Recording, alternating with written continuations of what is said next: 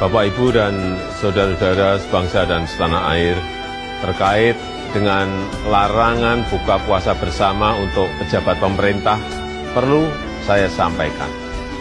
Pertama, bahwa arahan untuk tidak berbuka puasa bersama itu hanya ditujukan untuk internal pemerintah, khususnya para Menko, para menteri, dan kepala lembaga pemerintah non-kementerian, bukan untuk masyarakat umum.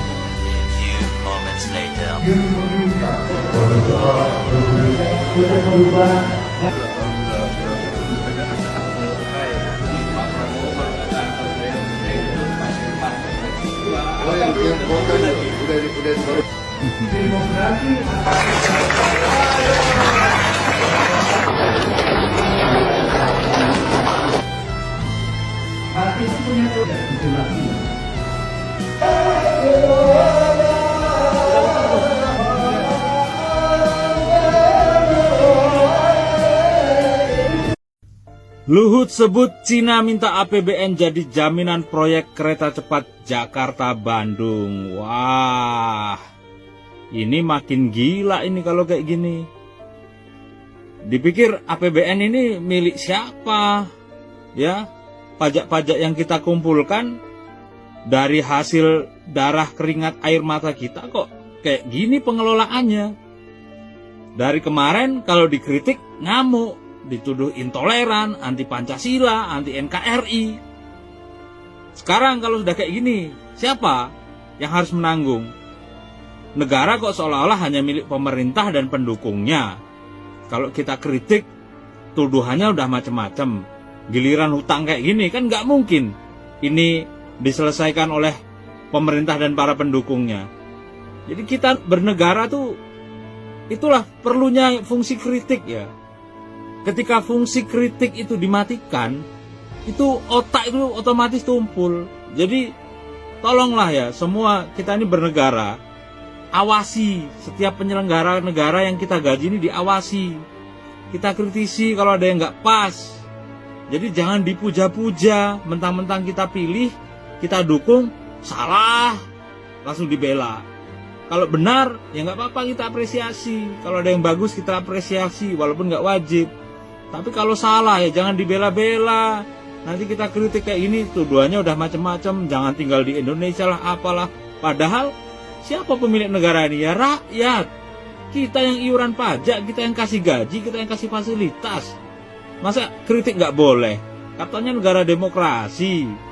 Negara demokrasi kan mengakomodir perbedaan pendapat, perbedaan pikiran. Itu diperbolehkan oleh undang-undang. Ya, inilah kalau udah kayak gini, coba masih mau maksain proyek IKN, nanti apa jadinya IKN? Apa nggak tambah nyungsep negara kita? Aduh, anak cucu kita. Dan seterusnya, lalu saya dipanggil Pak Presiden 16 Mei 2016. Oke. Saya tanya pada Pak Presiden, sebetulnya ini ide siapa sih? Kok seperti ini? Jawaban Pak Presiden, itu ide saya, Mas.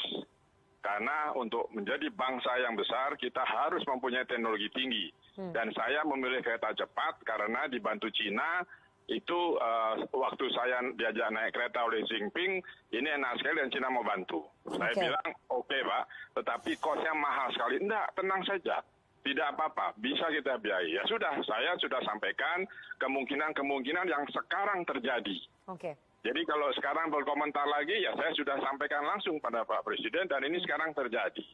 Nah ini belum apa-apa. Yang nanti saya khawatirkan ketika operation maintenance kereta ini sudah jadi, itu juga sangat tinggi. Lalu yang mau naik siapa? Karena jurusannya hanya dari Halim sampai Padalarang. Betul. Tidak lagi sampai Bandung. Tidak berhenti di Kerawang, tidak berhenti di Walini.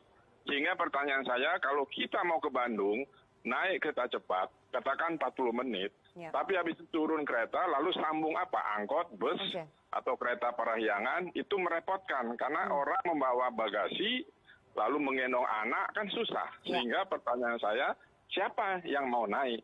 Ketika yang mau naik sedikit, tentu cost untuk operation maintenance-nya naik.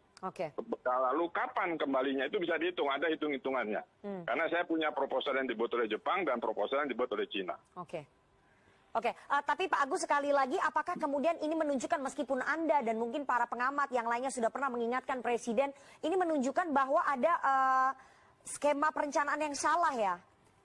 Bukan yang salah setelah berjalan, dari dulu juga salah. Makanya saya bilang kan terlalu mahal. Karena saya sudah pastikan, saya sampaikan pada Pak Presiden, pasti akan ada hal-hal yang menjadi membuat Pak Presiden repot. Nah sekarang nanti kata Rasulullah di akhir zaman akan bermunculan pemimpin-pemimpin yang suka berbohong kepada rakyatnya, zalim kepada rakyatnya, dan ada rakyat yang membela pemimpin macam itu, berpihak kepada pemimpin macam itu.